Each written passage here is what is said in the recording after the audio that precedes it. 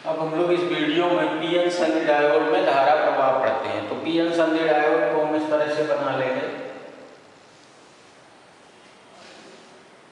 यहाँ पर ये पी एन संधि हो गई, पी क्षेत्र हो गया, एन क्षेत्र हो गया और ये हो गई संधि। संधि के पास जो अवक्षय परत होती है उसमें पी क्षेत्र में ऋणावेशित आयन पाए जाते हैं, यानी ऋणावेश होता है इस तरफ और इस तरफ धनायन होते हैं जो अचल होते हैं, ये मूव नहीं करते।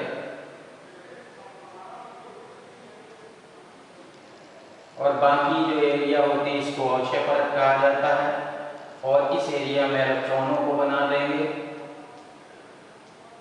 कुछ कोटर बना देंगे जो कि अल्पसंख्यक आवेश वाहक होते हैं। इसी तरह यहाँ कोटर बना दीजिए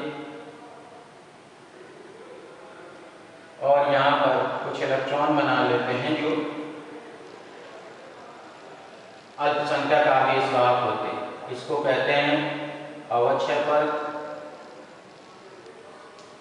अवक्षय परत यहाँ तक होती है और इसके विभवांतर को बोला जाता है विभव प्राचीर। और जो वैद्युत क्षेत्र की तीव्रता होती है अंदर, यहाँ पर दिखा सकते हैं ई आई, इसको ई आई कह लेंगे। आंतरिक वैद्युत क्षेत्र यहाँ पर ई आई लिख सकते हैं हम लोग, ई आई इस तरह। तो पी एन संधि डायोड में धारा प्रवाह, तो जब नो बायसिंग होती है यानी कोई बायसिंग नहीं होती, जब किसी बैटरी से हम पी एन संधि डायोड को नहीं जोड़ते हैं, कोई बैटरी नहीं जोड़ी जाती पी एन संधि में, तो इसमें कोई धारा प्रवाहित नहीं होती। अर्थात नो बायसिंग के दौरान कोई धारा संधि में से प्रवाहित नहीं होती, क्योंकि हम लोग पढ़ चुके हैं कि जो विसरण धारा और जो अपवाह धारा थी वो दोनों एक दूसरे के विपरीत होने के कारण नेट धारा शून्य होती, इसलिए बिना बैटरी के इसमें कोई धारा प्रवाहित नहीं होती। अब पी एन संधि को किसी बैटरी से हम दो प्रकार से जोड़ सकते हैं, क्योंकि स्पष्ट है इसमें एक पी क्षेत्र होता है, एक एन क्षेत्र होता है और बैटरी में एक पॉजिटिव टर्मिनल होता है, एक नेगेटिव टर्मिनल। तो हम लोग दो तरह से बैटरी को पी एन संधि से जोड़ सकते हैं। तो पहले हम लोग पढ़ेंगे अग्र अभिनत, फॉरवर्ड बायसिंग। अग्र अभिनत को कहते हैं अंग्रेजी में फॉरवर्ड बायसिंग। तो फॉरवर्ड बायसिंग में बोला जाता है जब पी एन संधि डायोड के पी क्षेत्र को बैटरी के धन सिरे से और एन क्षेत्र को बैटरी के ऋण सिरे से जोड़ा जाता है, तो पी एन संधि को अग्र अभिनत कहा जाता है। तो अग्र अभिनत के लिए हम लोग इस तरह से बना लेंगे, ये संधि हो गई और ये एन क्षेत्र हो गया, पी क्षेत्र, एन क्षेत्र और इंटरनल वैद्युत क्षेत्र ई आई हो गया। और यहाँ पर इसका पॉजिटिव बैटरी का पॉजिटिव लगा देंगे और यहाँ पर नेगेटिव लगा देंगे। इस तरह से जब बैटरी से हम जोड़ते हैं पी टर्मिनल को पी एन संधि के पी क्षेत्र से और एन टर्मिनल को, नेगेटिव टर्मिनल को बैटरी के इसके पी एन संधि के एन क्षेत्र से जोड़ते हैं, तो इसे अग्र अभिनत कहा जाता है। तो अग्र अभिनत के दौरान ये देखा गया कि जो पी एन ये अवक्षय परत की चौड़ाई थोड़ी सी कम हो जाती है, तो हम लोग इस तरह से अवक्षय परत की चौड़ाई को कम दिखा सकते हैं। यहाँ पर केवल एक ऋणावेशित ये ऋणायन दिखा सकते हैं, यहाँ पर ग्राही ऋणायन था और यहाँ पर दाता धनायन के केवल एक आयन दिखा सकते हैं। इस तरह से अवक्षय परत की चौड़ाई थोड़ी कम हो जाती है और इस बैटरी V के कारण एक बाह्य वैद्युत क्षेत्र उत्पन्न हो जाता है जिसकी दिशा आंतरिक वैद्युत क्षेत्र E के विपरीत होती है। और इसके कारण जो विभव प्राचीर जो होता है VV, इसके सिरों का जो वोल्टेज होता है वह V माइनस VB के बराबर हो जाता है, V माइनस VB के बराबर हो जाता है, क्योंकि ये सिरा पॉजिटिव है, ये नेगेटिव है, यहाँ पर ये पॉजिटिव, ये नेगेटिव। तो जब V का मान जर्मेनियम में ग्रेटर देन 0.3 वोल्ट होता है और सिलिकॉन में ग्रेटर देन 0.7 वोल्ट होता है, तो उस दौरान P क्षेत्र के समस्त कोटर संधि में से होकर एन क्षेत्र की ओर गतिमान हो जाते हैं और इस तरह से संधि में से आर पार निकल जाते हैं। और यहाँ के जो इलेक्ट्रॉन होते हैं कोटर इधर को बना देंगे और इलेक्ट्रॉनों को इधर की ओर बना देंगे। तो इस तरह से इलेक्ट्रॉन और कोटर यानी बहुसंख्यक आवेश आसानी के साथ संधि में से होकर गुजरते हैं और पी क्षेत्र से यन क्षेत्र की ओर संधि में से धारा बहने लगती है। इस प्रकार धारा आई बहने लगती है। और अल्पसंख्यक आवेश वाहक विपरीत दिशा में गति करते हैं, परंतु उनके कारण जो बहने वाली धारा होती है वह बहुत क्षीण होती है, इसलिए उसको नेग्लेक्ट मान लिया जाता है, यानी नगण्य मान लिया जाता है। तो इस प्रकार जब संधि अग्र अभिनत होती है तो पी क्षेत्र से यन क्षेत्र की ओर धारा का प्रवाह होने लगता है। अब इसको यूं समझ सकते हैं कि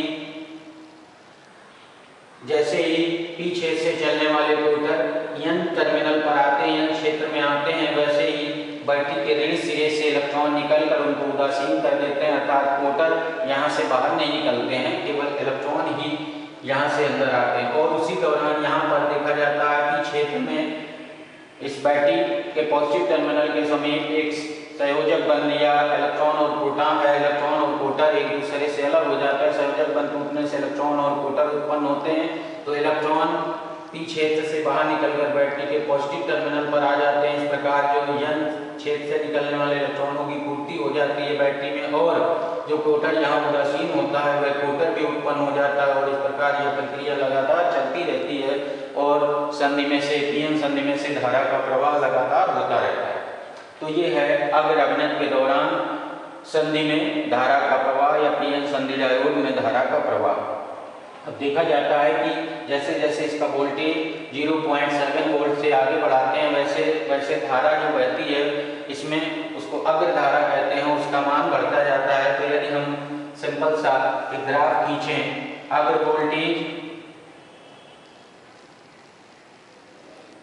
वोल्टेज और इधर की ओर यदि हम अग्र धारा ले लें जो मिली एम्पीयर वोल्ट की होती है, आई मिली एम्पीयर वोल्ट की अग्र धारा बोलते हैं इसको, अग्र धारा 0, 0.2, 0.4, 0.6, 0.8 और इधर ले लें 1 milli ampere, 2 milli ampere, 3 milli ampere. तो ये देखा जाता है कि जब जर्मेनियम के केस में वोल्टेज जो इस बैटरी का जो विभवांतर होता है वह 0.3 से अधिक होता है, तो उस दौरान बहुत पहले क्षीण धारा जो अल्पसंख्यक आवेश वाहकों के कारण होती है, एकदम से यहाँ पर V का मान जैसे 0.3 से बढ़ता है, अचानक धारा बढ़ जाती है इस तरह से। तो ये है अग्र धारा कहलाती है, अग्र धारा। और इस तरह से धारा संतृप्त हो जाती है जब वोल्टेज का मान इस बैटरी के वोल्टेज का मान 0.3 वोल्ट से अधिक कर दिया जाता है। और अगर सिलिकॉन केस में होता है तो 0.7 यानी यहाँ से स्टार्टिंग दिखा देते हैं सिलिकॉन में, यहाँ से ऐसे दिखाकर सिलिकॉन में एकदम से संतृप्तता धारा में दिखा देते हैं।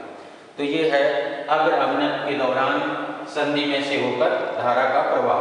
अब हम लोग दूसरा जोड़ना, दूसरी तरह से इसको जोड़ना सीखते हैं, जिसको बोलते हैं उत्क्रम अभिनत। दूसरा है आपका उत्क्रम अभिनत, उत्क्रम अभिनत, रिवर्स बायसिंग।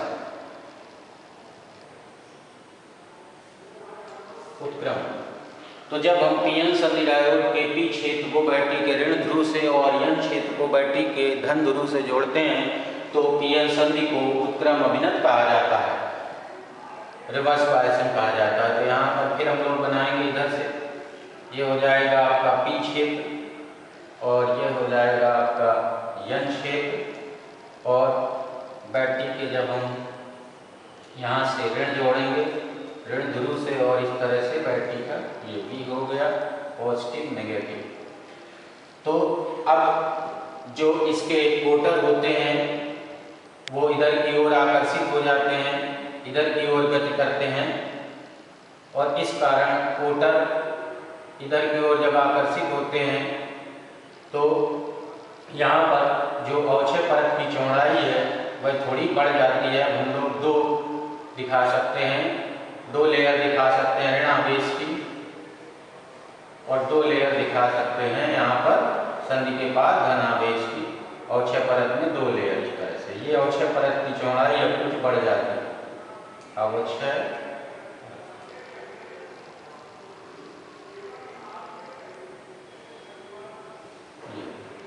अब यहाँ पर जो आंतरिक वैद्युत क्षेत्रीय आई होता है वह यन क्षेत्र से पी क्षेत्र की ओर होता है, ई आई लिखते हैं इसको, और जो बैटरी के कारण जो वैद्युत क्षेत्र उत्पन्न होता है बाह्य वैद्युत क्षेत्र, वह भी आंतरिक वैद्युत क्षेत्र की ही दिशा में होता है।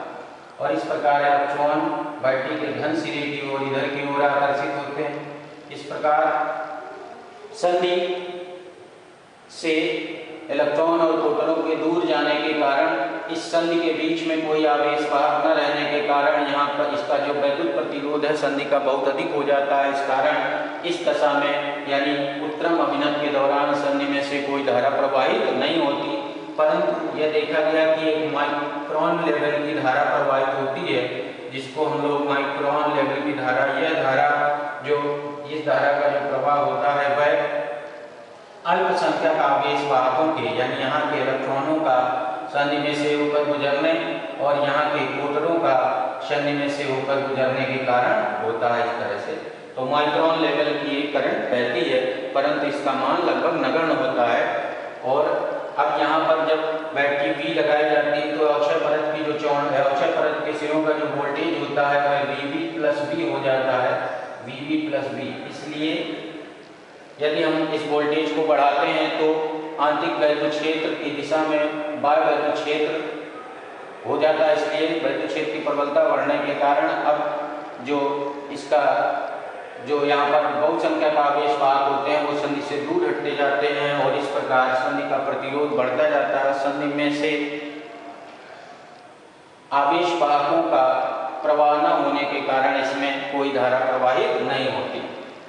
तो इस प्रकार यदि हम इसको उत्क्रम धारा कहते हैं, ये जो क्षीण धारा बहती है बहुत कम धारा बहती है, इसको उत्क्रम धारा बोला जाता है। तो यदि हम उत्क्रम धारा के लिए एक ग्राफ बनाना चाहें तो इस तरह से ग्राफ बना सकते हैं। इसको बोलते हैं उत्क्रम वोल्टेज, उत्क्रम वोल्टेज V, ये 10 वोल्ट, 20 वोल्ट माइनस का रखा जाता है, 30 वोल्ट कहा जाता है, माइनस में कहा जाता है क्योंकि नेगेटिव को काउंट करते हैं। यहाँ पर जो करंट रहती है वो माइक्रोन लेवल की होती है, माइक्रो एम्पियर वोल्ट की होती है, माइक्रो एम्पियर वोल्ट की। तो इधर पर हम लोग 50 माइक्रो एम्पियर, 100 माइक्रो एम्पियर और इधर 150 माइक्रो एम्पियर इस तरह से। तो देखा जाता है कि जब वोल्टेज भी कम होता है या अधिक होता है कोई धारा का प्रवाह नहीं होता और इस तरह से बहुत क्षीण धारा जो बहती है वह अल्पसंख्यक आवेश वाहकों के संधि में से होकर गुजरने के कारण बहती है। परंतु एक निश्चित वोल्टेज पर धारा का मान ये देखा जाता है कि अचानक अधिकतम हो जाता है, ये धारा का मान अचानक अधिकतम हो जाता है। तो इसको अगर हम 40 वोल्ट के करीब लिख सकते हैं, -40 वोल्ट के करीब। तो इस वोल्टेज पर धारा का मान अधिकतम होने का कारण यह है कि इतनी अधिक ऊष्मीय विक्षोभ के कारण यानी ऊष्मीय विक्षोभ के कारण जो संधि में उपस्थित सहसंयोजक बंध वो इलेक्ट्रॉन और प्रोटॉनों का जो संयोजन होता है वह टूट जाता है और टूट जाने के कारण बहुत अधिक संख्या में संधि में इलेक्ट्रॉन और प्रोटॉन उत्पन्न हो जाते हैं और इस प्रकार उनका प्रवाह प्रारंभ हो जाता है। और तब यहाँ पर जो इलेक्ट्रॉन यहाँ से निकलते हैं या क्षेत्र से वो बैटरी के धन सिरे पर आने के बाद ऋण सिरे से निकलकर पी क्षेत्र में प्रोटॉनों को उदासीन करते रहते हैं और इस प्रकार यहाँ पर सहसंयोजक बंध टूटने से इलेक्ट्रॉन और प्रोटॉन की पूर्ति होती रहती है और परिपथ में धारा बहती रहती है। इस प्रकार देखा जाए तो पीएन संधि डायोड के अंदर केवल धारा इलेक्ट्रॉनों के चलने से उत्पन्न होती है, इलेक्ट्रॉनों और प्रोटॉनों के चलने से उत्पन्न होती है, जबकि बाह्य परिपथ में धारा हमेशा इलेक्ट्रॉनों के ही चलने से उत्पन्न होती है। तो इस प्रकार जिस उत्क्रम वोल्टेज पर धारा का मान अचानक अधिकतम हो जाता है उसको ब्रेकडाउन वोल्टेज कहते हैं, ब्रेकडाउन वोल्टेज बोला जाता है।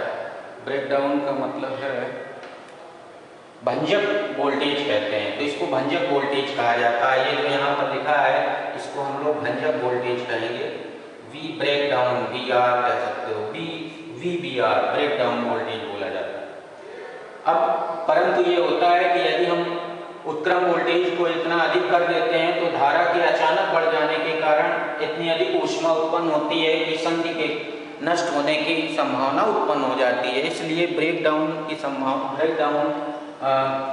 से बचा जाता है। पीएन संधि डायोड में उत्क्रम अभिनव के दौरान ब्रेकडाउन से बचा जाता है। तो ये याद रखना है कि पीएन संधि में जब अग्र अभिनत हो या उत्क्रम अभिनत हो तो बहुत अधिक वोल्टता यानी अधिक वोल्टेज का इस्तेमाल संधि के सिरों पर नहीं किया जा सकता, क्योंकि अधिक धारा बहने पर संधि के नष्ट होने की संभावना बढ़ जाती है और संधि खराब हो जाती है, यानी पीएन संधि डायोड काम नहीं करने लगता। तो इस प्रकार स्पष्ट हुआ कि जब पीएन संधि उत्क्रम अभिनत होती है तो इसमें कोई धारा नहीं बहती, और जब अग्र अभिनत होती है तो इसमें धारा बहती है, और इस कारण केवल पीएन संधि में से होकर एक ही दिशा में धारा बहती है पी से एन क्षेत्र की ओर, इसीलिए इसको पीएन संधि डायोड कहा गया या संधि डायोड केवल कहा गया। तो इस प्रकार इसका नाम डायोड पड़ा और इसको डायोड वाल्वों के स्थान पर प्रयुक्त किए जाने लगे इस युक्ति को, और ये आकार में बहुत छोटी होती है ये युक्ति जो संधि डायोड है, इसलिए इससे बने उपकरण बहुत ही छोटे होते हैं। तो ये है पीएन संधि डायोड में धारा प्रवाह अग्र अभिनत और उत्क्रम अभिनत के दौरान।